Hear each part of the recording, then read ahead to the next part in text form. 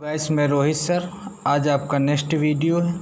देखिए, कुछ शिक्षा नीतियों में ये आया है कि हो सकता है कि आने वाला बोर्ड एग्ज़ाम सब्जेक्टिव हो या ऑब्जेक्टिव हो।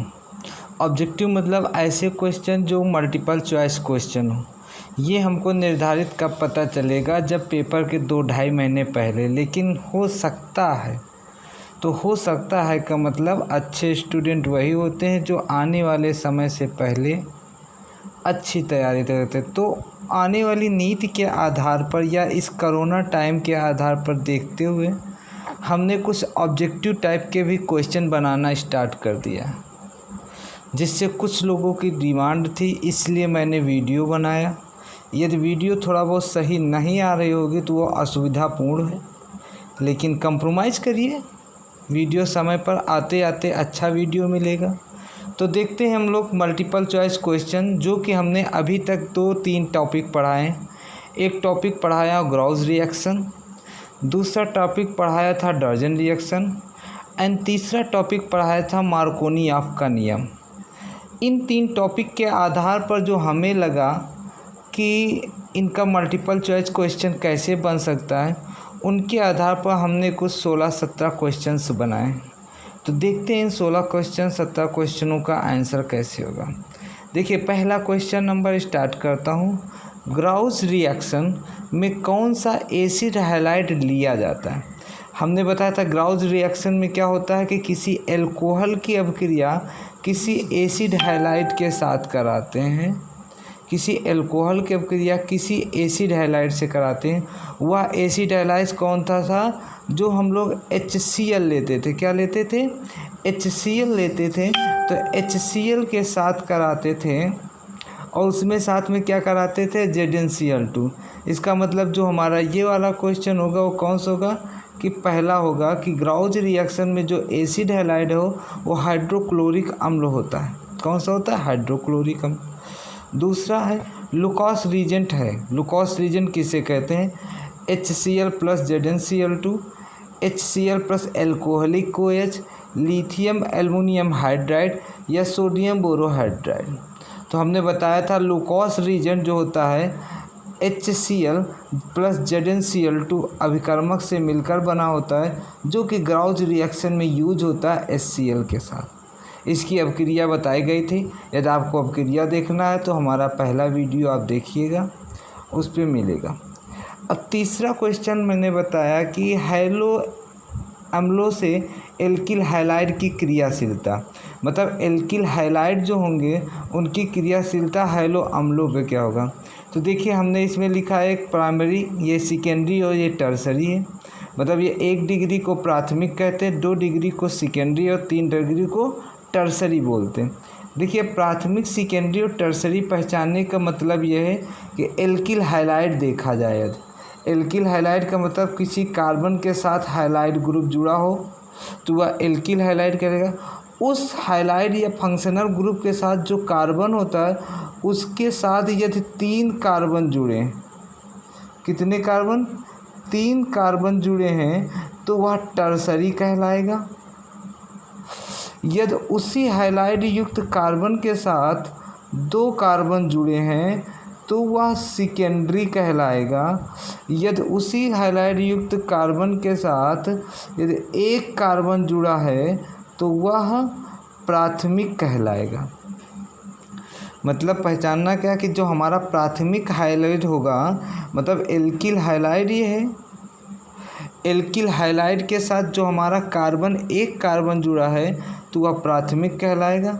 या एल्किल हैलाइड वाला कार्बन है, उस कार्बन के साथ 2 कार्बन जुड़े होते हैं तो वह सेकेंडरी एल्किल हैलाइड कहलाता है। इसी प्रकार से यह जो टर्सरी एल्किल हैलाइड होता है, तो हैलाइड ग्रुप जिस कार्बन से जुड़ा है, यदि उस कार्बन के साथ और जितने कार्बन जुड़े होते हैं, जैसे 3 कार्बन जुड़े हैं तो यह टर्सरी हो गया। इसी कार्बन के साथ 2 कार्बन है तो सेकेंडरी और 1 कार्बन है तो प्राथमिक।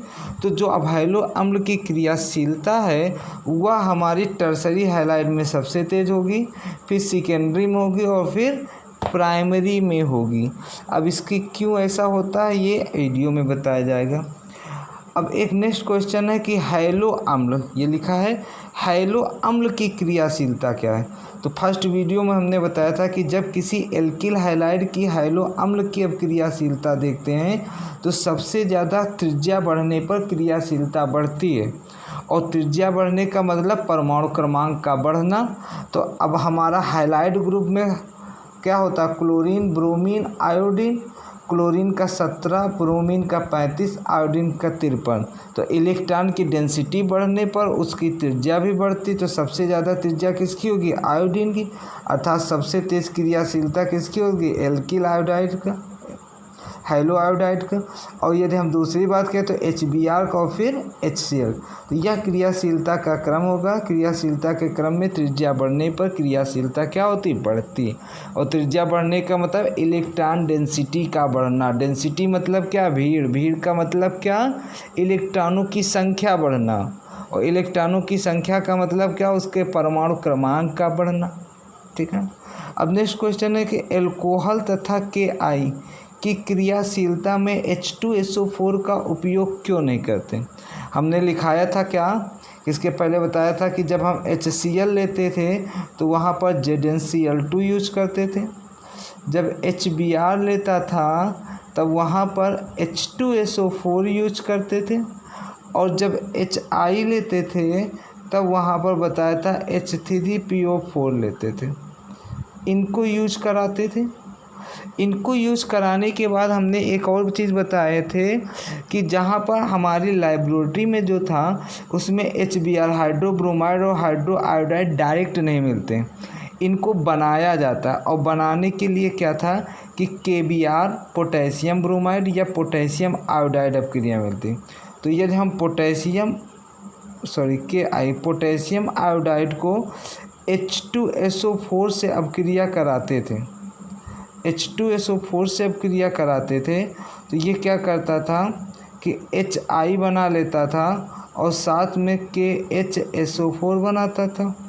और जो यह HI है वह पुनः फिर H2SO4 से अपक्रिया करके, HI है पुनः फिर H2SO4 से अपक्रिया करके आयोडाइड बनाता था, सल्फर डाइऑक्साइड बनाता था और वाटर को बाहर कर देता था।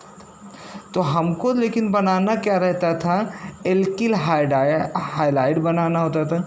तो इसीलिए क्या करता था कि जो हमारा HI या KI की अपक्रियाशील में H2SO4 के स्थान पे क्या लिया जाता था, H3PO3 लिया जाता। क्यों, क्योंकि यदि H2SO4 लेते थे तो क्या बनाता था, आयोडीन बनाता था। इसलिए क्या यूज किया जाता है, हाइड्रोफास्फोरिक अम्ल या फास्फोरिक अम्ल। तो क्या, अब देखो ऑप्शन में क्या लिखा है, अपक्रिया के दौरान HI को आयोडीन में ऑक्सीकृत करना। अपक्रिया के दौरान HI को एल्किल आयोडाइड में अपक्रिया नहीं होती या उपयुक्त में से कोई नहीं। तो क्या हो रहा, अपक्रिया के दौरान HI को आयोडीन में क्या कर दे रहा, ऑक्सीकृत कर दे रहा। तो इसका मतलब इसका ऑप्शन पहला सही होगा। ये ऐसे भी पूछता है कि क्यों, ऐसा क्या होता है विस्तार में। यदि लिखित में आएगा तो उसको आपको लिखना रहता है कि एल्कोहल में जो HI होता है वो क्या करता है कि आयोडाइन में ऑक्सीकृत कर देता है, जिससे वह आयोडाइड बनता है। इसलिए सल्फ्यूरिक अम्ल के स्थान पर फास्फोरिक अम्ल लेते हैं, जिससे वह एल्किल हैलाइड प्राप्त कर लेता है। नेक्स्ट क्वेश्चन है कि हमने लिखा कि डर्जन रिएक्शन में उपयुक्त होता है, मतलब जो डर्जन रिएक्शन होता है उसमें कौन सा दूसरा अभिकर्मक लिया जाता है एल्कोहल के साथ। तो एक तो PCl5 नहीं, PCl3 नहीं, हमने लिखाया था क्या, थायोनिल क्लोराइड SOCl2 किसका सूत्र होता है, थायोनिल क्लोराइड का। तो डर्जन रिएक्शन में क्या लेते हैं, थायोनिल क्लोराइड। नेक्स्ट क्वेश्चन मान लो पूछ सकता है थायोनिल क्लोराइड का सूत्र होता है, तो थायोनिल क्लोराइड का सूत्र क्या बताए थे, SOCl2। थायोनिल क्लोराइड का सूत्र क्या।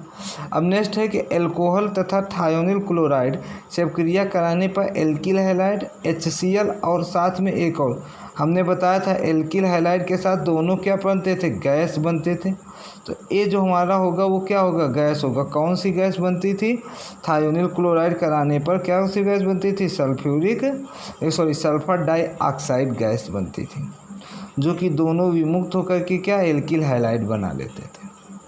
नेक्स्ट क्वेश्चन ये है, देखो अब इसकी अब क्रिया कराई जा रही है साइक्लो। ये कौन सा है, ये एक कार्बन है आपके, और ये कार्बन होने पर ये किस रूप में, साइक्लो, कितने कार्बन 6, तो इसका क्या हो गया कि एल्कोहल है, और किसे, साइक्लो हेक्सेन है।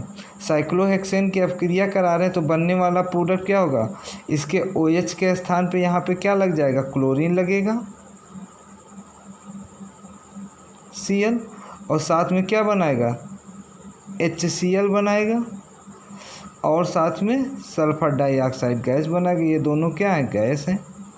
तो देखिए ये ऑप्शन बना रहा है, तो ये ऑप्शन कहाँ पे, ये वाला सही है। ये क्यों नहीं होगा, क्योंकि ये हमारा एरोमेटिक हो गया, और एरोमेटिक क्यों नहीं होगा, क्योंकि हमने यहाँ पर साइक्लो लिया गया। नेक्स्ट कह रहा है हैलो एरिन्स में कार्बन का संकरण बताइए। देखिए हैलो एरिन्स का क्या सूत्र होता है कि बेंजीन रिंग और उसके साथ कोई हाइलाइट ग्रुप क्लोरीन लगा दें। तो अब ये बेंजीन रिंग, ये प्रत्येक टर्मिनल पॉइंट पे क्या होते हैं, कार्बन होते हैं, और इन कार्बनों के साथ एक क्या पाया जा रहा है, डबल बॉन्ड पाया जा रहा है। देखो इस कार्बन के साथ ये डबल बॉन्ड, इस कार्बन के साथ ये, तो प्रत्येक कार्बन के साथ क्या हो रहा है, डबल बॉन्ड। डबल बॉन्ड का मतलब एक सिग्मा और एक पाई। जब कार्बन के पास एक डबल बॉन्ड होता है तो उसका संकरण होता है sp2। जैसे ये एक सिग्मा बॉन्ड है और एक क्या बॉन्ड है, पाई बॉन्ड। तो हम बता दे रहे हैं एक और सिग्मा पाई बॉन्ड के लिए, जब कार्बन के पास चारों सिग्मा होते हैं तो वह sp3 होता है। जब कार्बन के पास 3 सिग्मा और एक पाई बॉन्ड होगा तो वह कैसा होगा, sp2 होगा। और जब कार्बन के पास 2 सिग्मा और 2 पाई बॉन्ड होंगे तो वह sp होगा। तो देखो यहाँ पे क्या, इस कार्बन के पास क्या, एक ये सिग्मा बॉन्ड और एक ये पाई बॉन्ड, और ये एक सिग्मा बॉन्ड और ये एक सिग्मा बॉन्ड, 1 2 3 सिग्मा 1 पाई है तो क्या होता है, sp2। इसका मतलब जो बेंजीन रिंग का कार्बन होता है, उस बेंजीन रिंग के कार्बन पर प्रत्येक कार्बन का संकरण sp2 होता है। ये आप याद रखो, ये याद रखना, बेंजीन रिंग के कार्बनों का संक्रमण sp2 होता है, क्योंकि कभी कभार एक नंबर में पूछते हैं। तो ये आपका क्या हुआ कि हैलो एल्केन्स हैलो एरिन्स के ये इतने क्वेश्चन आंसर हैं। अब देखिए इसी का नेक्स्ट देखते हैं, इनमें असमित, नेक्स्ट क्वेश्चन क्या है, इनमें से असमित एल्कीन है। असमित एल्कीन हमने बताया था, असमित एल्कीन जो मार्कोनी-ऑफ के नियम में लगाता था। मार्कोनी-ऑफ का नियम क्या कहता था कि असमित एल्कीन वह होता है जिस कार्बन के बीच डबल बॉन्ड होता है, उस कार्बन के पास यदि हाइड्रोजन की संख्या बराबर है तो वह सम्मित होगा, यदि हाइड्रोजन की संख्या समान नहीं है तो वह असम्मित होगा। तो देखते हैं कि देखिए ये कार्बन के बीच डबल बॉन्ड है, इन डबल बॉन्ड के पास इधर 2 हाइड्रोजन इधर 1 कार्बन, मतलब यह कैसा, असम्मित है। और हमें क्या पूछ रहा, असम्मित कार्बन, इसका मतलब पहला सही है। दूसरा देखते हैं, इस कार्बन के बीच डबल बॉन्ड है और दोनों के पास 1 1 हाइड्रोजन, इसका मतलब यह कैसा है, सम्मित है। कैसा है, सम्मित है। वैसे ही देखिए इस दोनों कार्बन के पास डबल बॉन्ड है और वैसे ही इस दोनों कार्बन के पास क्या है, सिंगल बॉन्ड, तो यह कैसा हो गया, सम्मित हो गया। मार्कोनी-ऑफ का नियम लागू होता है। मार्कोनी-ऑफ का नियम कहाँ पे लागू होता है, असम्मित कार्बन पर। सम्मित कार्बन होता तो कहीं पर भी लगाते। एल्कीन की पहचान है, इन का मतलब हमने बताया था क्या, triple bond, sorry double bond. तो जहाँ पर डबल बॉन्ड होगा वो क्या होगा, एल्कीन के। पेरोक्साइड का प्रभाव प्रदर्शित करता है, जहाँ पर O2-2 लिखते थे। पेरोक्साइड इफेक्ट पे O2, यहाँ पर क्या हो रहा है, एंटी मार्कोनी-ऑफ का नियम लग रहा है। क्या लग रहा है, एंटी मार्कोनी-ऑफ का नियम, या खरास इफेक्ट, या फिर पेरोक्साइड इफेक्ट। तो पेरोक्साइड इफेक्ट में बताया गया था उसका जो ब्रोमाइड का Br या जो माइनस वाला भाग है वहाँ पे जुड़ता है जहाँ पर हाइड्रोजन की संख्या अधिक होती। तो जब यहाँ पे जुड़ेगा तो ये पहला हो जाएगा, तो 1 ब्रोमोप्रोपीन। पिछले लेक्चर में हमने इसकी रिएक्शन करा के दिखाई है। किसी एल्कीन की क्रिया हैलो अम्ल से कराने पर प्राप्त होता है। एल्कीन की अब क्रिया हैलो अम्ल से कराते तो क्या प्राप्त होता है, हैलो एल्कीन प्राप्त होता है। ये भी इसीलिए देखो प्राप्त हुआ। ये हमारा एल्कीन की अभिक्रिया HI। जब यहाँ पे कुछ भी ना लिखा हो HI, इसका मतलब वहाँ पर मार्कोनी ऑफ का नियम लगता है। और जब मार्कोनी ऑफ का नियम होगा तो आयोडीन या वहाँ पर जुड़ता है माइनस भाग जहाँ पर हाइड्रोजन की संख्या कम होती है। अब देखो यहाँ पर हाइड्रोजन और यहाँ पर कार्बन, इस कार्बन के पास 3 बॉन्ड है तो एक हाइड्रोजन होगा, लेकिन 1 2 3 4 यहाँ पर हाइड्रोजन नहीं होगा तो आयोडीन क्या करेगा, यहाँ पे जाके जुड़ेगा। और जब यहाँ पे आयोडीन जुड़ेगा तो इसका ऑप्शन कौन सा होगा, इसका ऑप्शन। अब यहाँ पे आयोडीन जुड़ेगा और डबल बॉन्ड क्या करेगा, टूट जाएगा। वहाँ पे हाइड्रोजन जुड़ेगा तो इसका ऑप्शन ये सही होगा। अर्थात ये क्या बनाएगा, ये देखो एल्कीन, यहाँ पे CH3, यहाँ का बॉन्ड टूटा, आयोडीन यहाँ जुड़ा और हाइड्रोजन यहाँ जुड़ा, ये बनाया।